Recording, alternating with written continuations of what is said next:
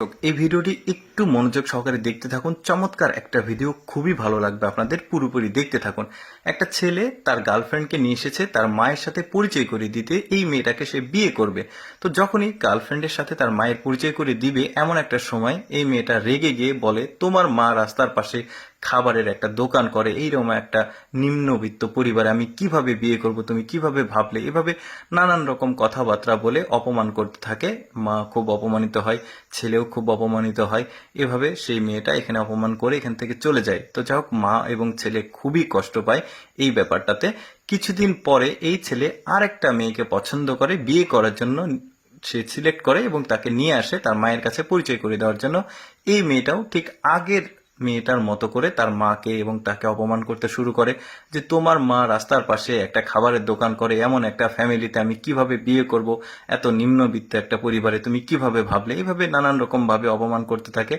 বা মা এবং ছেলে খুবই অপমানিত হয়, মেয়েটা এখান থেকে চলে যায়। এবার ছেলেটা নিরুৎসাহিত হয়ে তার মাকে বলে, মা আমি তোমাকে বারবার বলেছি যে এইরকম ভাবে রাস্তার পাশে খাবারের দোকান করলে আমার কখনো বিয়ে হবে না, ভালো পাত্রী পাবো না, এভাবে নানান রকম কথা বলে।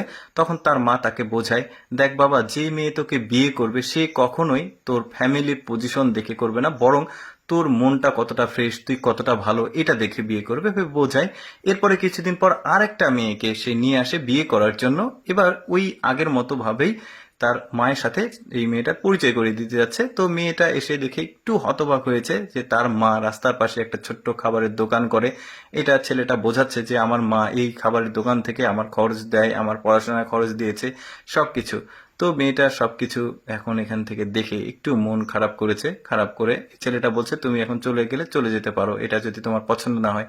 মেয়েটা চলে গেছে। এবার মা এবং ছেলে দুজন মিলে আবারও আগের মতো মন খারাপ করে গল্প করছে যে, তোমাকে নিষেধ করি খাবারের দোকান করতে, তারপরে করো তুমি। মেয়েটা এবার কিন্তু ফিরে এসেছে, তবে হাতে এক বান্ডিল টাকা নিয়ে এসেছে। নিয়ে এসে সে বলছে যে, আমার স্বপ্ন ছিল আমার জামাই যদি বেকার হয় তাহলে আমি টাকা জমা করেছি, এই টাকা দিয়ে আমার জামাইকে আমি ব্যবসা করাবো বলে এই টাকা নিয়ে এসেছি। মা তুমি এই টাকাটা রাখো।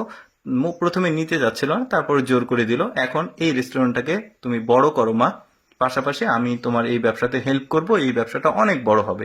এভাবে বলছে। মা তো খুবই খুশি যে এই মেয়েটা আসলে আমার ছেলের যোগ্য।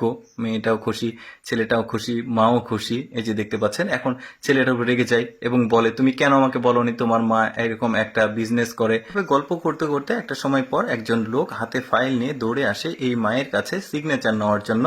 এখন এই মেয়েটা চিন্তা করে ব্যাপারটা কি, তখন ওই লোকটাকে জিজ্ঞেস করে, কে আপনি, এই ফাইলটা কেন নিয়ে এসেছেন। তখন এই লোকটা বলে যে, আপনি কি জানেন না এই শহরে যতগুলো শিল্পপতি ধনী পরিবার আছে তার মধ্যে এই পরিবার একটা। তো এই মেয়েটা সবকিছু শুনে তো একদমই অবাক হয়ে যায়। তো এই মা বলে, তুমি একটু দাঁড়াও, আমি তোমাকে সব বুঝিয়ে বলছি, বলে এই ফাইলটা এই লোকটার কাছ থেকে নেয়। এটা হচ্ছে ওর ম্যানেজার, এই মহিলাটার ম্যানেজার। দেখে ফাইলটা খুব সুন্দরভাবে চেক করে নেয়, বলে যে আপনি অফিসে যান, আমি একটু পরে অফিসে এসে আপনাকে সিগনেচার করে দিচ্ছি। এখন মা সবকিছু বুঝিয়ে বলে। তখন বলে, মা আসলে আমি আমার ছেলের জন্য একটা যোগ্য, সৎ, একটা নিঃস্বার্থ মেয়েকে খোঁজার জন্য এই খাবারের দোকানের অভিনয় করেছি। তো মেয়েটা তখন হাত ধরে, মায়ের হাত ধরে বলে, মা আপনারা ধনী হন বা গরিব হন এটা নিয়ে আমার কোনো ইন্টেনশন নাই, আপনার ছেলেকে আমি পছন্দ করি, আপনার ছেলেকেই বিয়ে করব। তো এই মা এই কথাগুলো শুনে খুবই খুশি হয়। তখন বলে, আমার ছেলেকে এখন তুমি বিয়ে করার জন্য রাজি আছো, তার মত জানতে চাই। এখন ছেলের দিকে তাকিয়ে সে বলে, হ্যাঁ আমি বিয়ে করতে রাজি আছি। তো এখন মা বলছে, যদি আমার ছেলেকে বিয়ে করতে চাও তাহলে আমাকে মা বলে একবার ডাক দাও। তখন মা বলে ডাক দিল মেয়েটা। দেখুন কত চমৎকার, এখন ওদের সবকিছু ঠিক হয়ে গেছে। এখন মা, ছেলে আর ছেলের বউ একসঙ্গে বাসায় ফিরে যাচ্ছে। দর্শক, কেমন লাগলো আজকের ভিডিওটি কমেন্ট করে জানাবেন। আর এরকম সুন্দর সুন্দর ভিডিও প্রতিদিন দেখতে আমাদের পেজটিকে ফলো রাখতে পারেন।